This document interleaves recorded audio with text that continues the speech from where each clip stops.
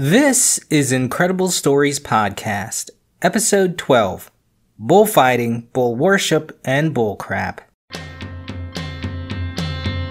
Gather round now, everyone hear of incredible things.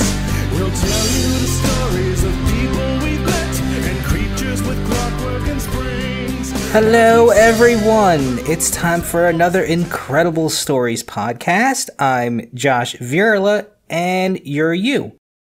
Today I'm going to bull about bull stuff. From stock markets to fighting, the bull has long been a symbol of strength. And where there is strength, man aims to test his own against it. And this usually manifested itself in the form of bullfights and rituals. So let's get started, shall we? Now today, when people hear bullfighting, they think Spain. And true, this style of bullfighting has a long lineage stemming most likely from prehistoric society's culture of bull worship and sacrifice. But modern Spanish bullfighting evolved over the centuries, and I guess the image of what we think of as Spanish bullfighting, with the matador and the capes, is attributed to Francisco Romero in 1726. He was the first Spaniard to use the muleta, which you probably call a cape, but really is a red cloth that hangs from a stick. And red, contrary to popular belief, isn't used because bulls hate red. In fact, they're kind of colorblind. But most likely, it was used to mask the blood that would result from the bull fighting, and provide ample contrast to entice the bull with movement. You see, because they like movement, and that's what they go after. So this style of bullfighting is highly stylized and is presented in a 3-acts kind of way, like a play. And the actors in the play are the matador, 3 banderilleros, think of them as assistants, 2 picadores, and these are lancers on horses, and of course, the bull. Now, the first stage of this Spanish-style bullfighting is called the Tiraco de Varas, or Third of Lances.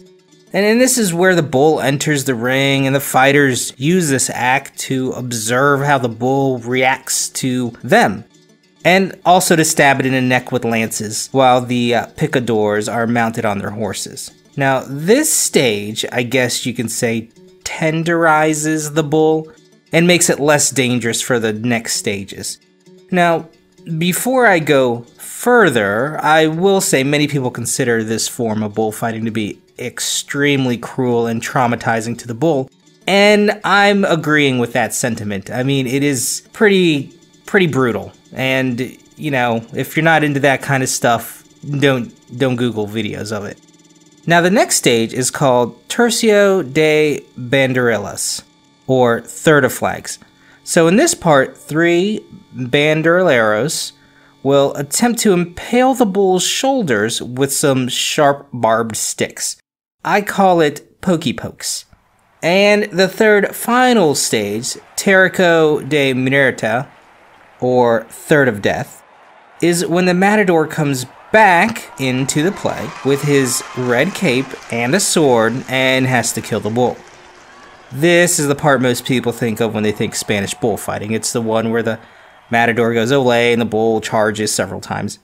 So this usually ends the bull's life, but in some cases the crowd can lobby to spare a particularly brave fighting bull, in which the bull can be saved and then is sent out to live out his days with fame and honor in pastures and gets jiggy with other cows, providing a courageous stock for future bullfights. Okay, enough of that. Now, just a little bit about the Spanish fighting bulls, the bulls that they use in Spanish bullfights. They are raised in a kind of semi-wild state, right? So they're out on these big ranches and just live out there free range in it.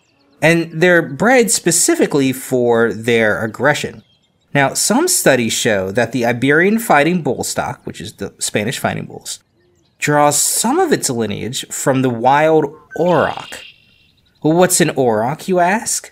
Well, these were the ancestors of modern cattle that lived in Europe, Asia, and North Africa. Before cows, you see, there were these large bovines noted for their ferocity and size. They could weigh between 1,500 and 3,300 pounds and stand a staggering 6 feet high. The Spanish fighting bulls, however, are much smaller, and they typically weigh between 1,100 and 1,600 pounds and will max out around 4.5 feet tall. Still pretty intimidating. I don't want to go up against any bull. But wow, this auroch sounds badass, Josh. Where can I see one? Well, you can't. The last auroch was killed in Poland in 1627. But this ancient animal is what inspired the bull worship cultures of old. For example, ever hear of the Epic of Gilgamesh? It's an ancient Sumerian story considered the earliest surviving work of literature from, before 2100 BC. It's a poem about the king of Uruk, in an old city in Sumer, and his quest for eternal life. An interesting, nay, incredible story in its own right. Maybe I'll cover that in a future episode. But in one portion of this story, he kills the bull of heaven. Cows aren't such a scary big deal, right? What's the big deal? Bull of heaven, Well, this bull was an auroch. And if you're going to kill that massive behemoth with your bare hands, as they did in Gilgamesh, then you surely are a worthy opponent indeed. Although in the story of Gilgamesh, he is punished for doing so. Them gods be crazy, yo. But this was, I guess, the earliest depiction of bullfighting, albeit between godlike entities. This showed just how in awe ancient societies were of bulls, aka aurochs. In fact, in Egypt, the bull called Apis was worshipped and was seen as a sort of intermediary between humans and gods. He was one of the most important of the important sacred animals in Egypt. I don't know where he ranked under the cat. Everything is second to the cat in Egypt, right? So Apis symbolized courage, strength, fighting spirit, and fertility. You can see why societies from Greece to India idolized bulls as deities. But back to bull theatrics. Now, the island of Crete, home to the Minoan civilization, was known to worship bulls. In fact, some say the myth of the Minotaur has its roots in the Cretan worship of the heavenly bovine. The Minotaur was a creature with the body of a man and the head of a bull, said to live in the center of the famous labyrinth at Crete. So Minotaur means the bull of Minos, and the Minoan culture had a sort of ritualistic sport of bull leaping, where men would jump over bulls and perform acrobatics. Pretty cool looking. I mean, you gotta have some ups to get up over a bull. Now, there is a famous fresco depicting this, and I'll link that to the show notes because, it's neat and historical. But bull leaping wasn't just limited to Crete, however. Bull leaping has been seen in other cultures and, in fact, contemporary ones. Pull out your soft cheeses and baguettes because in the southwest of France, they practice what they call course hollandaise. Now, I'm sure my French isn't up to speed, but that's how I'm saying it. So the French do this course hollandaise where they jump over bulls. Although, leave it to the French to de-bull the art of bull leaping, they use cows to jump over. So cows, females, are considerably smaller and less aggressive than bulls. But the French do, however, use the female stock of the Spanish fighting bulls, and once a year use an actual bull in the festival of art and courage. And the cow is also attached to a rope to help guide it, but no harm becomes of the cow, so that's good. But it seems considerably less manly to jump over a tethered female cow. I think I might even be able to do that with practice and some French wine. Now, Spain does participate in another form of bull entertainment, not just their kill bulls. It's called rascortes, and they leap over bulls and sometimes use poles to assist them in leaping over them. Kind of like a pole vault thing, so that's pretty cool looking. And I will also link videos to that in the show notes.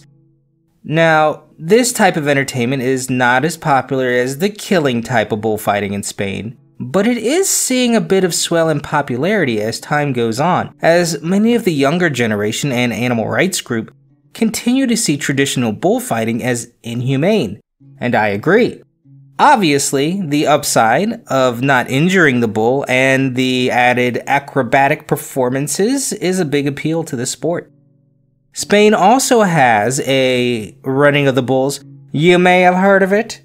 So, during the running of the bulls, youngerish daredevils and/or idiots try to outrun bulls in the streets of Pamplona, Spain. Notable, there have been 15 deaths in Pamplona since 1910 from the running of the bulls, and hundreds of injuries every year. So, the origins of this type of bull festival began around the 14th century in northeastern Spain. Men would try to hasten the process of bringing their cattle to market by trying to scare their herd into moving quicker. Of course, this eventually led to competition, and young men would race the bulls, and bull running started to spread through Spain. So there are also bull runnings in other parts of Spain, Portugal, and France. And the US has had some bull runs in recent years, although I'm not brave enough to go to those. Maybe I'll watch. But speaking of the US, the United States has a different tradition of bull activities, namely bull riding, aka the ballsiest, most manliest of all livestock follies, excluding chicken rustling.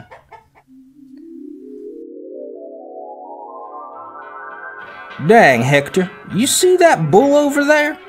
You mean the snoringest, buckingest, twirlingest, meanest, cantankerous son of a gun this side of the Rio Grande? Yup, the brown one. You mean the one that eats iron for breakfast and sure as shoot craps out nails in the evening and is known for goring rattlesnakes just to have horn decorations? The one whose mother was a cactus and father was Beelzebub? Uh-huh. What's his name? Shoot! We call him War Biscuit. Why? 'Cause I'm gonna ride him. Time me.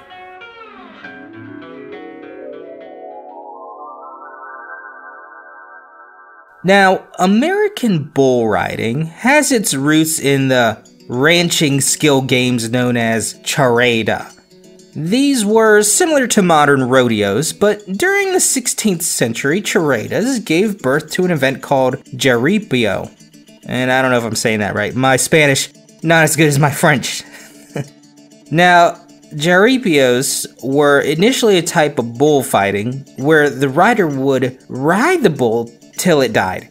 It eventually evolved into simply riding the bull until it was too tired to buck. So these events were common among northern Mexico and crossed over to Texan and Californian ranching communities. You see, they had a lot of back and forth exchange between them because their lifestyles were similar. Now, by the 1930s, bull riding, as we know it in modern rodeos, began to ride bulls that were descendants of Texas Longhorn and Brahma cattle. These rodeo riders aimed to stay on top of the hulking 1,600-pound beasts for 8 seconds. Dangerous, but not so much for the bull. It is considerably more humane. Some similar buckarooing can be seen in the sport of Jallikattu, played in India as part of the Pongal celebration. So, in this, the aim is to pluck wads of money, or gold, tied to the bull's horns. And this sort of bull taming has been going on in India since about 400 to 100 BC. And native breeds of Indian cattle were specifically bred for this type of sport. So that's all they do, is just breed them to get these things plucked off their horns.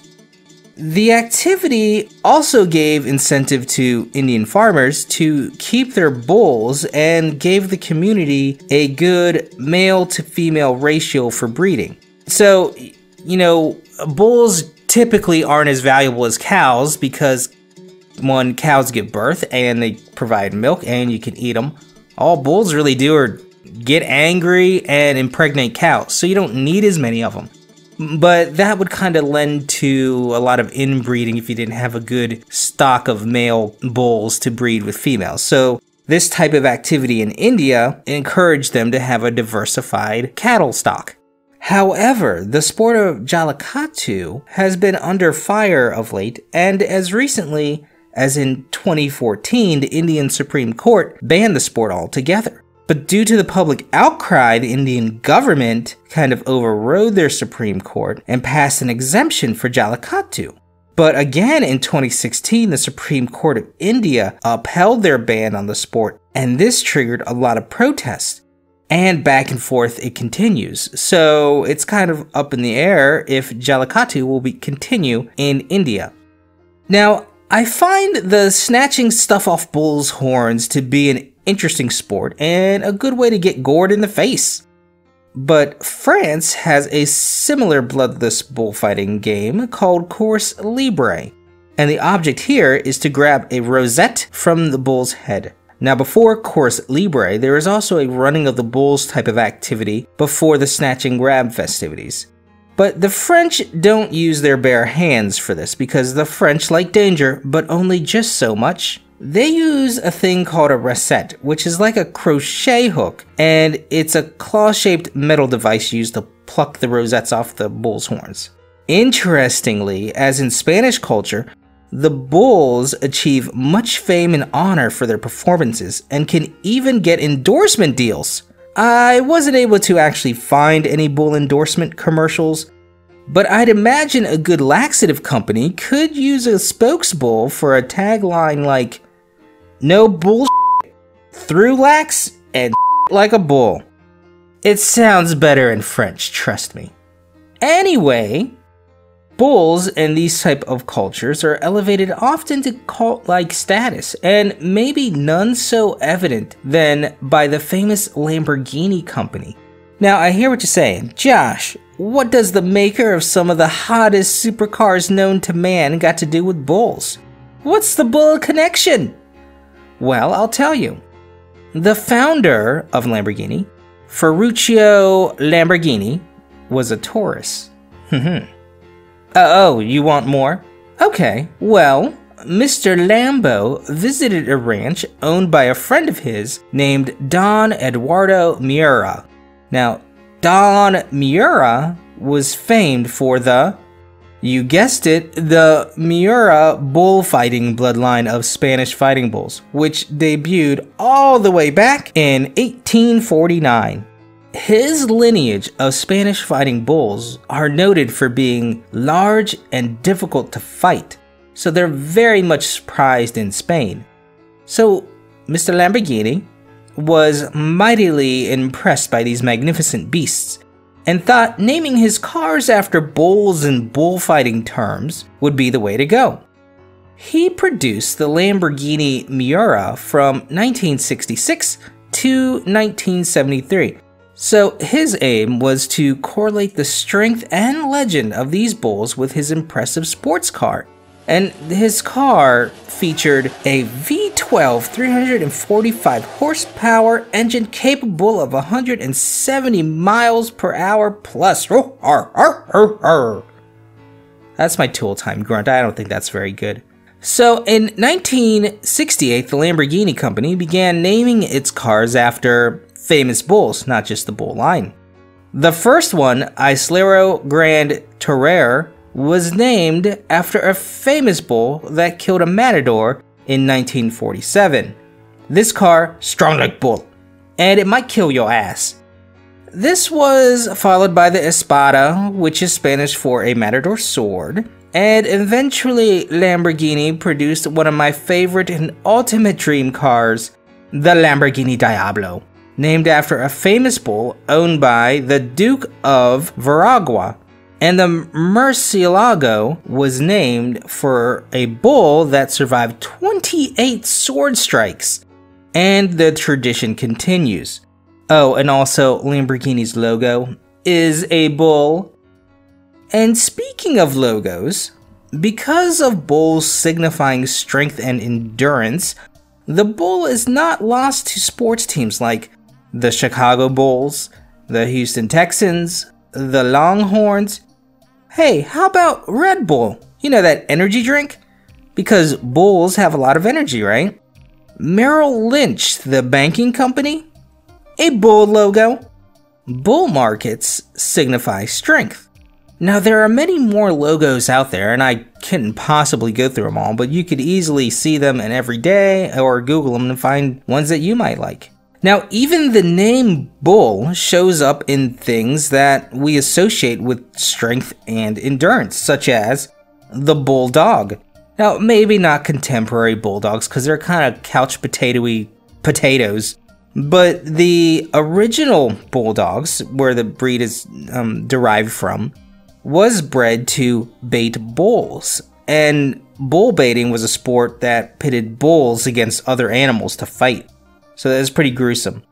The bulldog name is used to showcase tenacity and determination. You know, like, that guy's a real bulldog. But you had to have these qualities when you're going up against a bull. Also pit bulls and bull mastiffs, etc., lots of dogs. Now, of course, a bull is a male counterpart to a cow, which is any of various number of cattle breeds. But the word bull is also applied to male members of other bovine species, like bison, water buffalo, and lesser related species like whales, camels, elephants, moose, and elk. Bull is also used in common slang and phrases such as bull in a china shop to indicate reckless destruction. Bull-headed, a generally negative term applied to strong-willed, stubborn, and opinionated people, showed up around 1818 and was because bulls were so focused and unrelenting. You see, bulls were bull-headed. The word bull, however, has nothing to do with bulls, although I'm sure most people think bull, it's a bull pile of poop. So this word first appeared in 1916 in a T.S. Eliot poem called The Triumph of Bull. It is thought that the bull in this case is derived from the Old French bol or bol, meaning fraud, false, or trickery, which aren't really any of the qualities of an actual bull. So how about the word bullseye, as in the standard for a top shot on a shooting target? Now, some say that term, bullseye, got its name from when English archers used to test their skills by shooting at old bull skulls, and the most skilled archers were able to put the arrow in the eye socket. You got a bullseye. Of course, the bull was dead and they were just using old dried skulls, so, no harm to the bull there. Although others note that the term bullseye might have been used for just about any small circular object back in the day that was about the size of a bull's eye, but I'm sticking to the skull shooting explanation because it sounds more badass. And I think I could probably hit a bullseye with a bow and arrow. I'm just saying, I'm like Katniss Everdeen, I'm pretty good. So I think that's a good place to leave this episode. Hopefully we hit the mark in regards to bulls and their role in history through bullfighting, worship, and pop culture. I think today we often overlook things because we are so far removed from them. If I'd go up to someone and ask them what they think of when I say the word bull, the answers I'd get would most likely be a male cow and bull. Few people consider the deep intertwined relationship man had with this animal dating back thousands of years. Representing the most powerful and determined manifestation of spirit, the bull came face to face with man and enticed him to pit his very own spirit against its. And although man has tamed the mighty auroch in today's many cattle breeds, the bull has remained in there to still represent that which is most powerful, determined, and indomitable. An image that demands respect, inspires, and leaves one in awe, and one humans are glad to accept as the epitome of their own ideals. So with that, allow me to haiku you. Where gone, mighty beasts? Bred down, but spirit still there. That ain't no bull. And that's all the time I have this week, guys. Check out our main site for other stories on IncredibleStoriesPodcast.com. Send me an email or a haiku as always, or if you got a show suggestion you want me to cover a topic, let me know. Follow us on Facebook and Twitter at IncredPod. Rate us on iTunes and peep us out on YouTube and Stitcher. For Incredible Stories Podcast, I'm Josh, and remember, the journey of 1,000 tales begins with the first word. Get around now, everyone here, hear of incredible things. We'll tell you the stories of people we've met and creatures with clockwork and springs. As we've sailed through the tunnels of time, spreading our message in songs. We've seen many wonders and heard many tales of future and times now forgone. Stories powered by steam, stories that need to be told. Hold you, lend us your ears as the adventures of